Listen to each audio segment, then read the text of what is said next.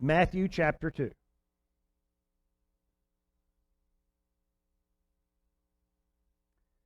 Verse 1. Now after Jesus was born in Bethlehem of Judea, in the days of Herod the king, behold. Now I want you to realize, the word behold here is a very interesting word. This word behold that Matthew uses when he's writing this, and understand Matthew wrote this years after it occurred.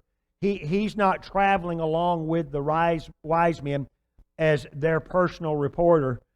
This is years later that he's writing of this. And the word behold here means bewilderment or utter amazement. After the years that have gone by, he is still amazed that this happened.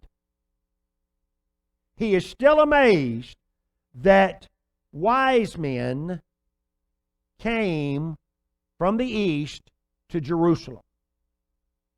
Now, we look today at Jerusalem as being a very large city. Back in this day, Jerusalem was not a very big city. The big city in Israel at this time was Caesarea. Caesarea was a port.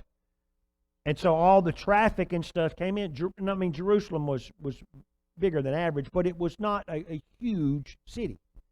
And so he is writing with amazement that the wise men, the magi, plural is magoi. Now listen, when you hear the term for magi, you hear magi, magos, magoi, or magoi.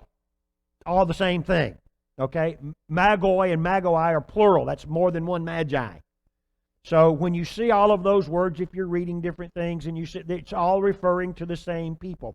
So these wise men, these magi, came from the east to Jerusalem, saying, "Where is he who has been born King of the Jews? For we have seen his star in the east and have come to worship him." Okay. There is so much in these first two verses of Scripture in Matthew's Gospel. First of all, who are the Magi? And why have they come to Jerusalem? There have been for years trying to figure out who the Magi are. The Magi were not new. As a matter of fact, the Magi were around during the time of Daniel. Now, I'm not saying they started then. I'm just saying that when we have when Daniel wrote the book of Daniel, 600 years before the birth of Christ, the Magi were around then. The Magi were a high-ranking group of people. Some people would consider them a sect. They were the best educated and the wealthiest people in the known world at the time. No one became a legitimate king in the Eastern world without the Magi's approval. If a Magi had not pronounced someone a king, they were not a king. And at the word of a Magi, a man could be stripped of being a king by a Magi just giving the word. They were stripped of. They had that much power.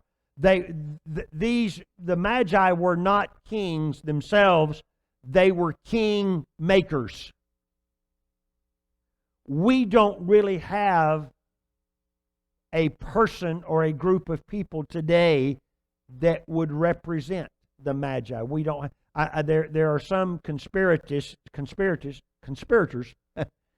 that believe that different countries, there's a shadow government that's behind everything worldwide, controlling everything. Now, whether that's real or not, whatever it is you believe, that would have been very similar to what the Magi were. Their word and their wealth controlled nations. So you can see Matthew's amazement at the fact that these people came to Jerusalem. Wow. You talk about celebrities. And by the way, they never traveled alone. They always traveled with an army. They always traveled with bodyguards. Just think today about people in high position in political rank. They have bodyguards. They have an entourage that goes with them.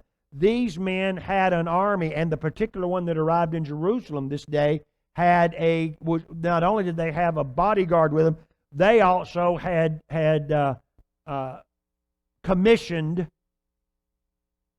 a Persian cavalry to accompany them. This particular cavalry had just defeated a Roman legion about 6 months prior. And that's who shows up in Jerusalem. Listen to me. Not 3 old codgers with little bitty boxes. Not 3 90-year-old men with snuff boxes. That's what we have pictured. Come on, boys. We're going to see this guy over there born in Bethlehem. See if you can't hurry it up a little bit back there, boy.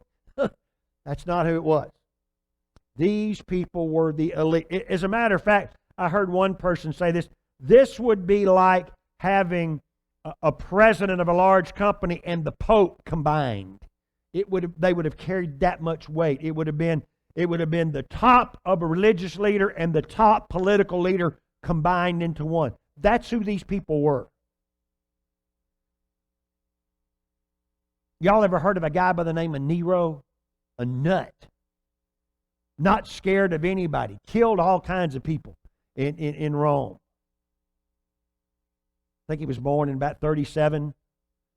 He only lived 31 years old. So he died when he was 31 years old, and he's born in 37 AD. I mean, he was crazy. And the Magi showed up one time in Rome. Not to see him. They had some other business to take care of. But just at hearing that the Magi were coming, he trembled with fear. He wasn't scared of anybody, but he was scared of the Magi. Because he knew that at their word, he could be stripped of being emperor of Rome.